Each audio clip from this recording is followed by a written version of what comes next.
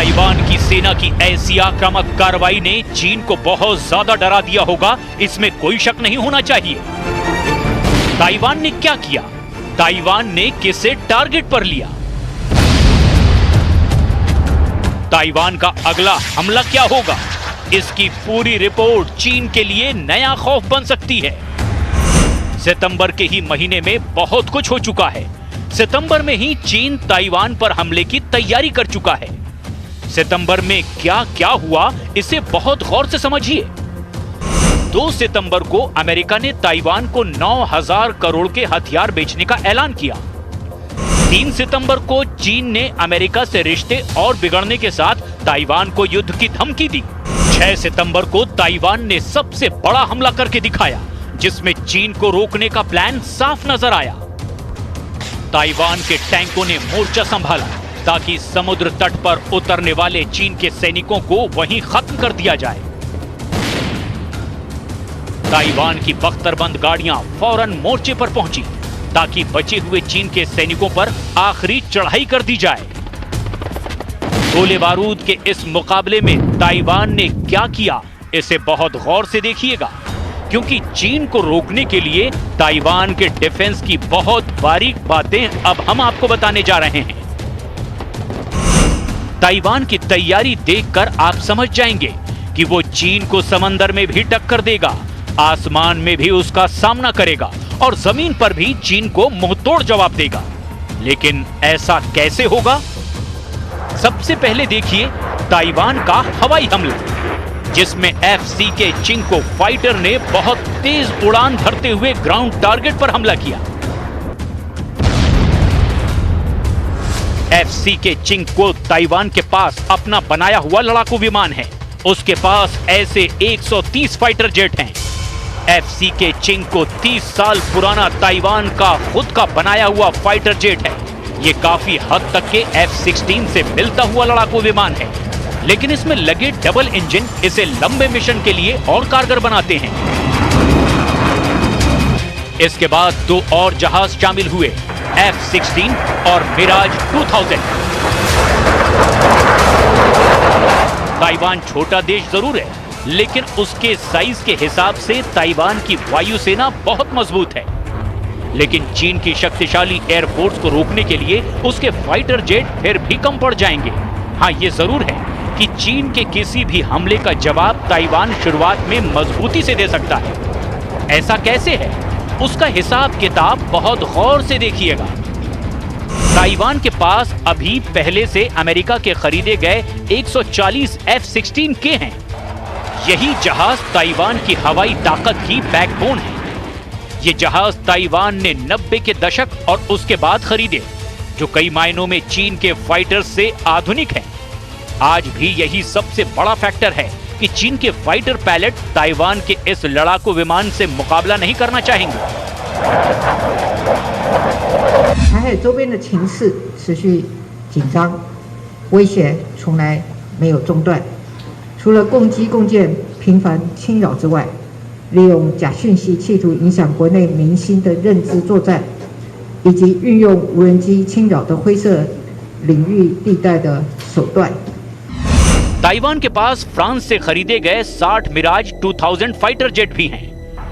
मिराज 2000 बेहतरीन फाइटर है और मल्टी रोल होने के नाते ही ये ना सिर्फ चाइनीज जेट्स का सामना कर सकता है, बल्कि चीन के जमीनी टारगेट पर हमला भी कर सकता है।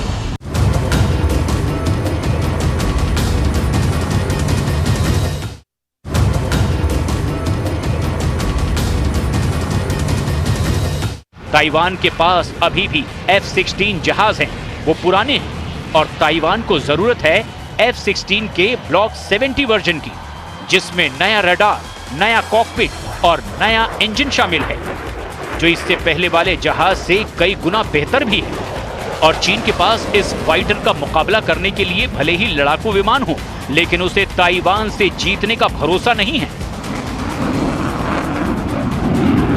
पिछले कुछ महीनों में सैकड़ों बार ऐसा हुआ है जब चीन ने ताइवान के एयर स्पेस का उल्लंघन किया है। उसके कई फाइटर एक साथ ताइवान के आसमान में एंटर करते दिखाई दिए और फिर लौट भी गए।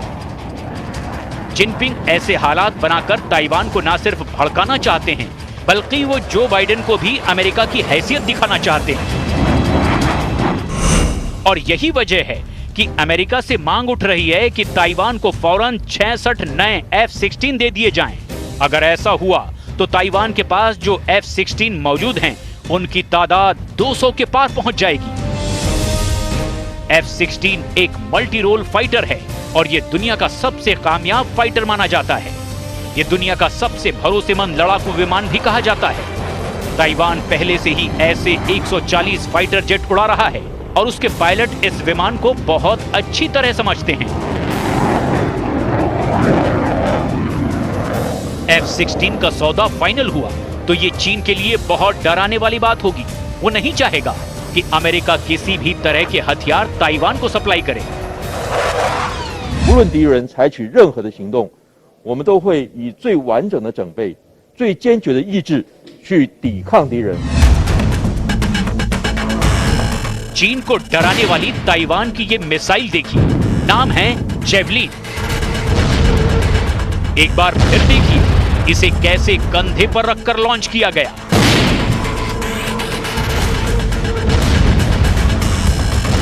जेवलिन वो मिसाइल है जिसका इस्तेमाल यूक्रेन में ज़ेलेंस्की की फौज भी कर रही है। और फरवरी में जब रूस ने यूक्रेन पर हमला किया था, तब कीव पर चढ़ाई रोकने में इस मिसाइल का बहुत बड़ा रोल था। यूक्रेन का दावा है कि रूस के बॉर्डर से लेकर कीव की चौखट तक रूस के सैकड़ों टैंक खत्म कर दिए गए थे और तब काउंटर अटैक में जेवलिन की बहुत बड़ी भूमिका थी। तब लगा था कि पुतिन ने बहुत बड़ी गलती कर दी है। अमेरिका को भी इस मिसाइल के लिए दुनिया भर से ऑर्डर मिलने की उम्मीद बढ़ने लगी। अमेरिका ने जंग शुरू होते होते एस्टोनिया के जरिए यूक्रेन तक ऐसी सैकड़ों मिसाइल यूक्रेन पहुंचाई थी।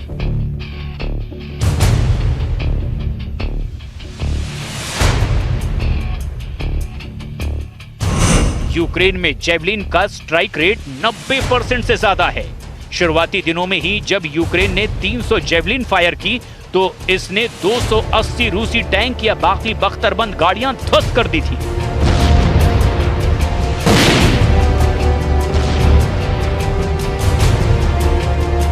अब तो यूक्रेन का दावा है कि वो एंटी टैंक मिसाइलों से रूस की हजारों बख्तरबंद गाड़ियां, टैंक और मिलिट्री व्हीकल तबाह कर चुका है। इसमें ज्यादातर हमले जेवलिन से ही किए गए हैं। जेवलिन अमेरिका की ही मिसाइल है जो चीन को भी बड़ा झटका दे सकती है। अभी अमेरिका में जिन बड़े हथियारों को ताइवान को फौरन सप्लाई करने की बात कही जा रही है, उनमें सबसे बड़ा नाम है F-16 का, जो ताइवान के आसमान में चीन के खिलाफ बड़ा पहरा लगा देंगे। दूसरा सबसे बड़ा नाम है M1A1 एब्राम टैंक, जो एक डिफेंसिव मोर्चा तैयार करके चीन के बढ़ते हुए दस्तों को रोक सकता है। तीसरी है होवित्जर M109, जो किसी भी चाइनीज फोर्स के एडवांस को रोक सकती है। और चौथा है अपाचे अटैक हेलीकॉप्टर, जो चीन की लैंडिंग फोर्स को छुपकर निशाना बना सकता है।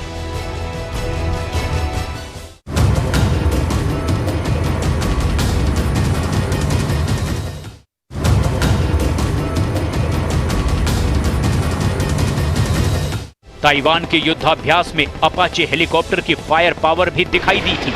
ये ताइवान के पास ऐसी मशीन है जो युद्ध के दौरान चीन की फौज को समुद्री तट पर उतरने से रोक देगी। देखिए अपाचे हेलीकॉप्टर कैसे अपनी 30 मिलीमीटर की गन से दुश्मन को निशाना बना रहा है। इस हेलीकॉप्टर में ऐसी 1200 गोलियां लोड होती हैं, जो दुश्मन की इन्फेंट्री फॉर्मेशन को आराम से खत्म कर सकती हैं। अब अपाचे हेलीकॉप्टर के रॉकेट देखिए। 70 मिलीमीटर के ये रॉकेट दुश्मन की बख्तरबंद गाड़ियों को पूरी तरह से तबाह करने की ताकत रखते हैं।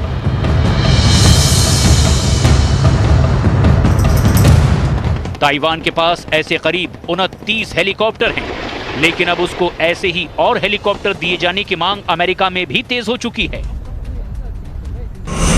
अब देखिए ताइवान की एक और बड़ी डिमांड, यानी M1A1 एब्राम टैंक। ये टैंक गजब का है। ये अमेरिका का मेन बैटल टैंक है। इसकी फायर पावर का कोई मुकाबला नहीं है।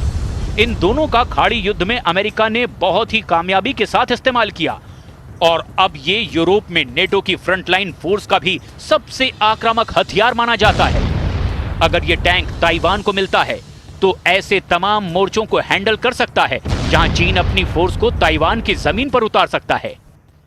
67 टन की ये भारी भरकम मशीन जब चलती है तो युद्ध में मौजूद सैनिकों को एक अलग भरोसा देती है। अमेरिका का ये टैंक 120 मिलीमीटर की गन से लैस है। इस टैंक में 42 गोले रखे जा सकते हैं।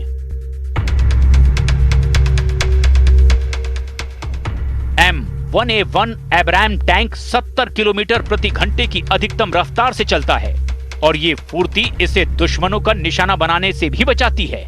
इस टैंक का कवच भी बहुत मजबूत है और अब तो अमेरिका में जो नए वर्जन के ऐसे टैंक शामिल किए जा रहे हैं उनमें APS यानी एक्टिव प्रोटेक्शन सिस्टम भी लगा हुआ है ताकि दुश्मन की मिसाइल से ये बचा रहे। ताइवान अमेरिका से ऐसे 102 टैंक लेना चाहता है। जब ये टैंक सप्लाई होंगे तो जमीन पर भी ताइवान की ताकत में कई गुना इजाफा हो जाएगा।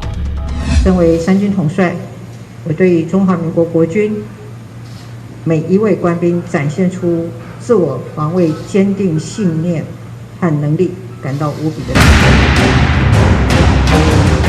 चीन ने ताइवान को घेरा हुआ है, लेकिन ताइवान भी लगातार युद्धाभ्यास कर रहा है। उसने अपनी आर्टिलरी पावर को भी एक्टिव रखा हुआ है।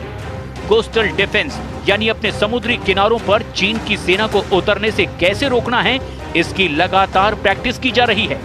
ताइवान ऐसी ड्रिल दिन में ही नहीं कर रहा, बल्कि रात में भी उसकी ये प्रैक्टिस जारी है और उसकी फौज इस वक्त हर ऑपरेशन के लिए पूरी तरह तैयार कर दी गई है।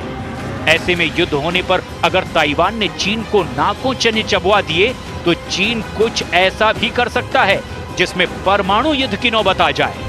चीन अमेरिका से लेकर जापान तक और ताइवान को भी परमाणु हमले की धमकियां पहले ही दे चुका है। ऐसे में यूक्रेन के बाद ताइवान दुनिया का हॉट ग्राउंड बन चुका है, जिसे लेकर दो सुपर पावर किसी भी वक्त टकरा सकते हैं। ताइवान पर हमला हुआ तो अमेरिका को इस युद्ध में उतरना ही पड़ेगा।